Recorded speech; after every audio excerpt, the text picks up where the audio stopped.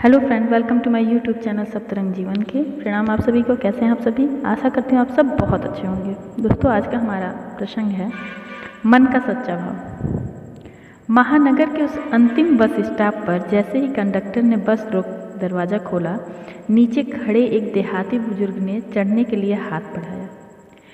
एक ही हाथ से सहारा ले डगमगाते कदमों से वो बस में चढ़े, क्योंकि दूसरे हाथ में थी भगवान श्री गणेश की एक अत्यंत मनोहर बाल मूर्ति थी।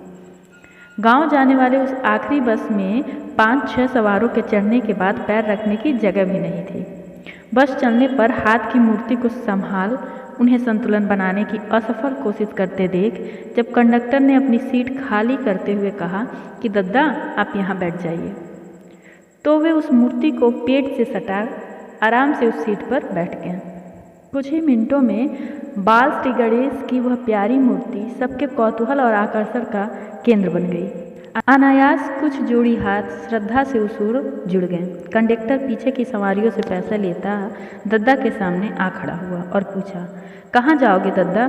जवाब देते हुए मूर्ति को थोड़ा सा इधर उधर कर उन्होंने धोती की अंटी से पैसे निकालने की असफल कोशिश की। उन्हें परेशान होता देखकर कंडक्टर ने कहा, अभी रहने दीजिए, उतरते वक्त दे दीजिएगा। एक बार फिर दद्दा गणपत की मूर्ति को पेट से सटाकर आश्वस्त होकर बैठ गए।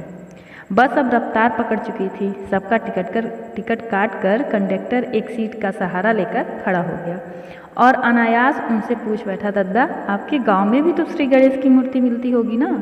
फिर इस उम्र में 2 घंटे का सफ़र और इतनी दौड़ धूप करके शहर से यह श्री गणेश की मूर्ति क्यों ले जा रहे हैं?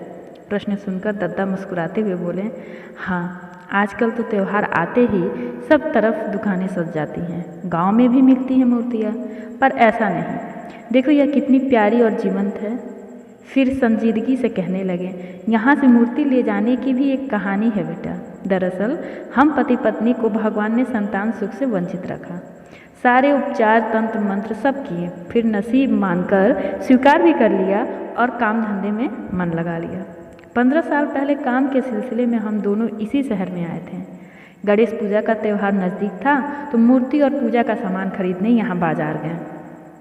अचानक पत्नी की नज़र एकदम ऐसी ही एक मूर्ति पर पड़ी और उसका मातृत्व भाव जाग उठा। मेरा बच्चा कहते हुए उसने उस मूर्ति को सीने से लगा लिया। सालों का दर्द आंखों से बह निकला।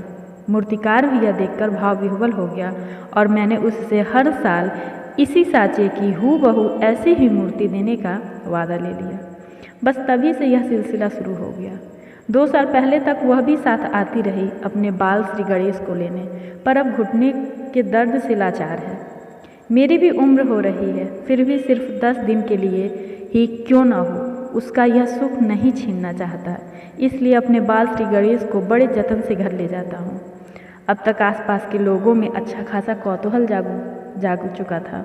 कुछ लोग अपनी सीट से झांककर तो कुछ उचक्कर मूर्ति को देखकर मुस्कुरा के हाथ जोड़ने लगे। तभी पिछली सीट पर बैठी महिला ने चेहरा आगे की ओर कर पूछा, दद्दा फिर विसर्जित नहीं करते क्या मूर्ति? एक दर्द भरी मुस्कान के साथ दद्दा ने कहा, अब भगवान स्वरूप स्थापित कर विधि विधान से पूजा करते हैं तो विसर्जन तो करते ही हैं, पर इस वियोग के कारण ही इन 10 दिनों में उसके हृदय से मानो वात्सल्य का सोता फूट पड़ता है, जिससे हमारा जीवन बदल जाता है। अभी भी रंगोली डाल आम के तोरण से द्वार सजाकर वहीं पर राह देखते बैठी होगी। पहुँचने पर राई और मिर्च से कड़क नजर उतारती है। पूछो मत, छोटा सा लोटा, गिलास, थाली, यही नहीं रंग बिरंगे छोटे कपड़े का एक बैग भी बना रखा है उसने। इसलिए जब तक संभव होगा उसे यह सुख देता रहूँगा। कहते कहते दद्दा का गला रुंध गया। यह सुनकर किसी की आंखें नम हुई तो किसी का हृदय करुणा से भर गया। बस निर्बाध गति से आगे बढ़ रही थी और दद्दा का गांव आने ही वाला था, इसलिए उन्हें मूर्ति संभाल कर खड़े होते देख पास खड़े व्यक्ति ने कहा, लाइए मूर्ति मुझे दे दीजिए। तो उसके हाथों में मूर्ति को धीरे से थमाकर धोती के अंटी से पैसे निकालकर कंडक्टर को देते हुए दद्दा ने कहा, लो बेटा 1.5 टिकट के पैसे काटना। यह सुनकर कंडक्टर ने आश्चर्य से कहा, अरे आप तो अकेले आए हैं ना, फिर ये 1.5 टिकट क्यों? दद्दा ने मुस्कुराते हुए कहा, दोनों नहीं आए क्या? एक मैं और यह एक हमारा बाल श्री गणेश। यह सुनते ही सब उनकी ओर आश्चर्य से देखने लगे। लोगों के असमंजस को दूर करते हुए उन्होंने फिर कहा, अरे उलझन में क्यों पड़े हो सब? जिसे देखकर सभी का भाव जागा वह क्या केवल मूर्ति है? जिसे भगवान मानते हैं, प्राण प्रतिष्ठा करते हैं, वह क्या केवल मिट्टी है? अरे हमसे ज़्यादा जीवंत हैं वह। हम भले ही उसे भगवान मान उससे हर चीज़ मांग लेते हैं, पर उसे तो हमारा प्यार और आलिंगन ही चाहिए। यह कहते हुए दद्दा का कंठ भाव अतिरेक से अवरुद्ध हो गया।